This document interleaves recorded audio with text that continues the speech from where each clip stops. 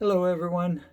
I'm Bill Young, and I want to welcome you to the Michigan Record Club. Um, Today, I would like to just go over a few records that I have found one way or another online at the record store.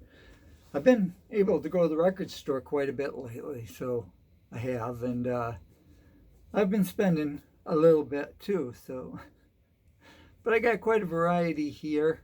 Um, I got so many records. I'm going to save like the next section, and it'll probably be like mostly all psych.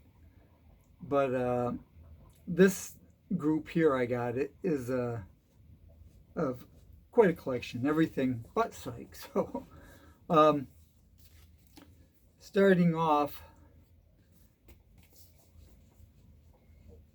we have Accept. This is Russian Roulette. It was pressed. This one was pressed here, I believe. But if you don't know who Accept is, um, you probably don't listen to any metal or heavy rock. They're a German band, been around for a long, long time. They started in 1986, and this I think is like, I don't know, it came out like 2 years later. I'm not sure, but yeah, it's a good hard rocking band. Um, Pretty much like quite a few of these ones I got here on the top. Uh, the next one is even harder rocking. This is I always butcher his name, but Ingwie Melstein. Um, Anyhow, yeah, this is his first album with Rising Force, and it's called Marching Out. Uh, this guy is probably one of the greatest rock and roll guitarists, um, out there. He he's very outspoken, or San Palador, or however you want to call it. He kind of rude sometimes. I was reading where he actually said that he didn't like Steve Moore for a couple of reasons. One of them was because he was an American, and the other one was because he used humbucker pickups.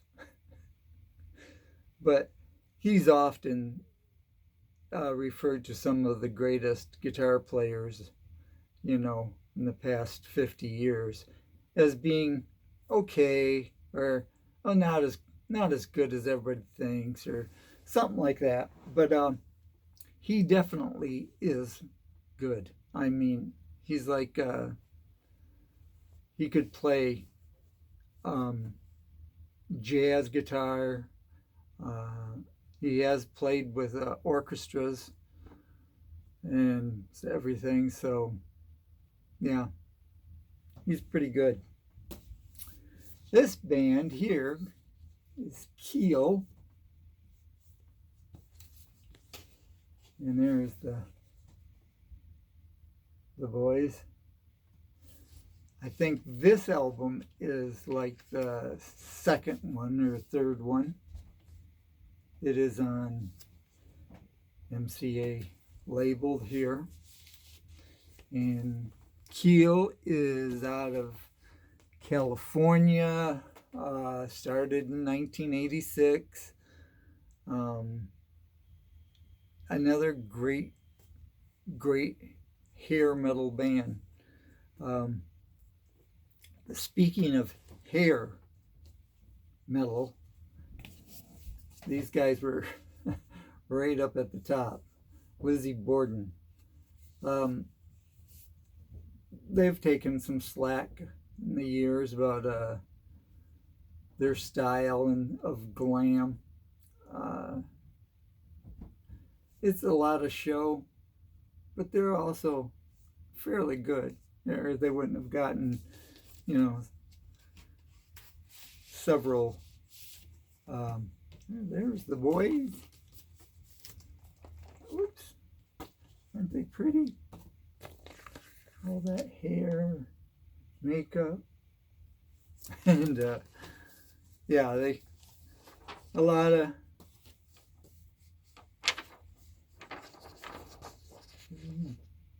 some more stuff.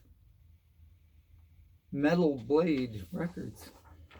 Yeah, Metal Blade is one of the big band guys there, producers or whatever picked them up.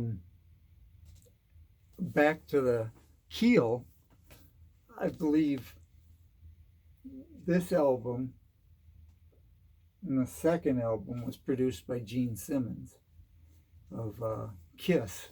Seen him, and he tried to see if he could make some money off him, I guess.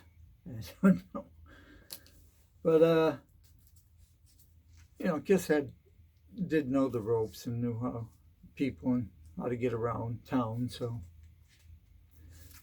next up is King Gizzard and the Lizard Wizard.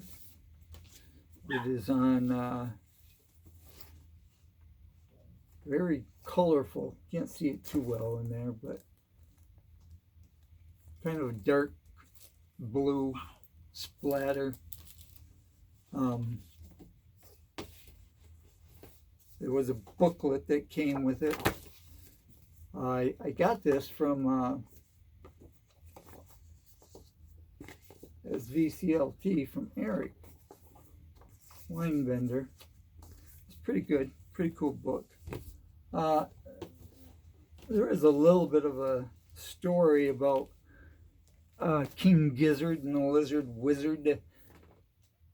During that year of 2017, they released 5 albums within that year. The first one, well, actually, they had came up with a lot of music, and they were trying to figure out, what to put on the album that they was going to release at the time. And they went ahead and picked out some of the songs that went together well, and they made the first album in January, and it was called The Flying Micro Ional Banana. These titles are wacky. And then they came out with this album. Hold it up again. Which actually has 3 sections. Or 3 songs, or 3 stories, so to speak. And that's how they worked that one. Still had a bunch of music out there. And then they decided to put out some of the jazzier sounding music, because they'd come up with some music that had a lot of jazz elements to it. And they called it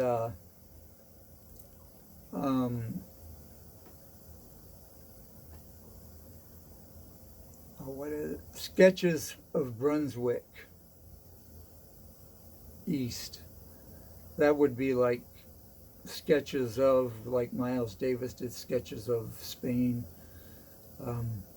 That's where they were trying to get that title from.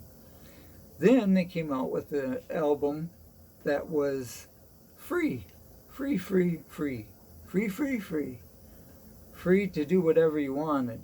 And there was like almost 20 different versions or CDs that were made from all that free music by different people. It was all the same music, of course, but they had later on had put together an album which literally took the same songs and they put it on an album of their own at a later time. I'm not sure. But then the last album of the 5 that they released in 2017 was Gumboat Soup. So those were the 5 who, I don't know what kind of record it was. I know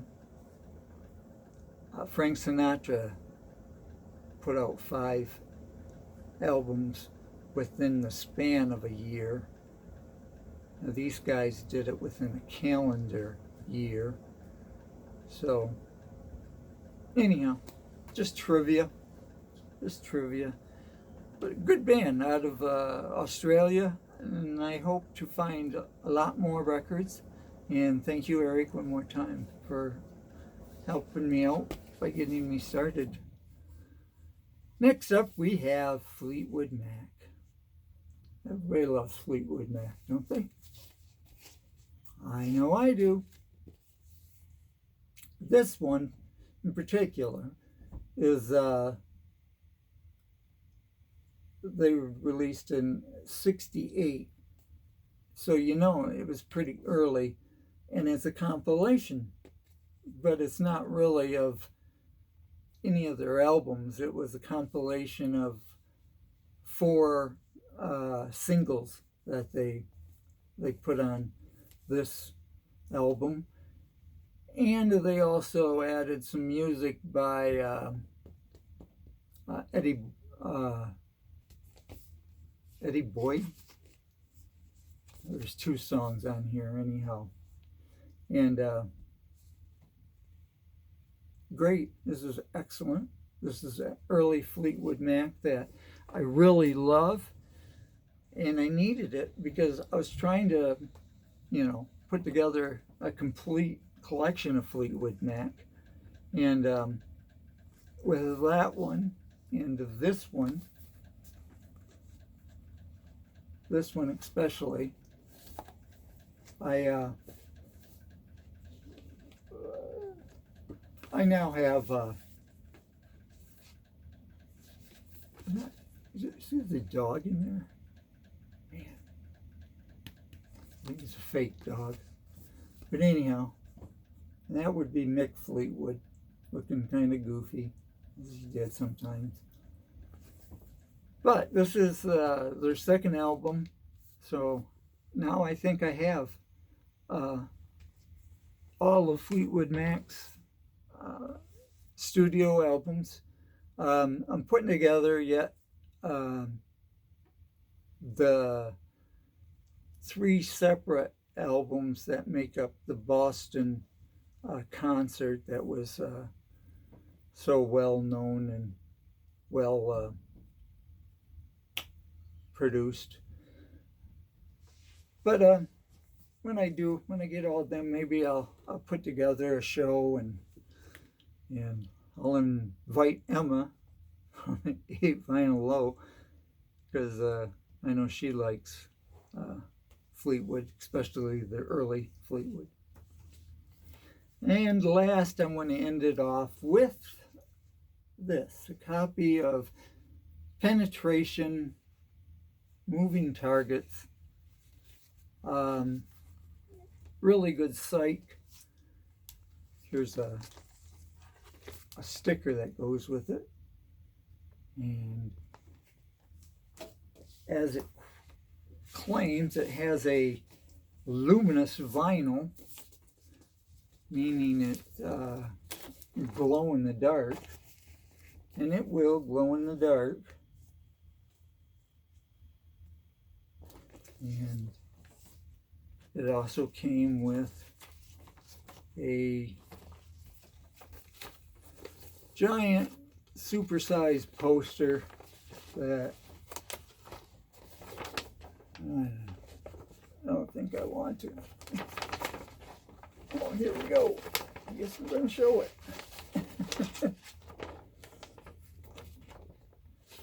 And that would be the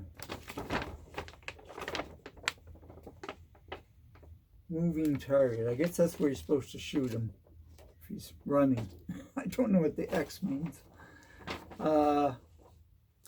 Excellent punk rock.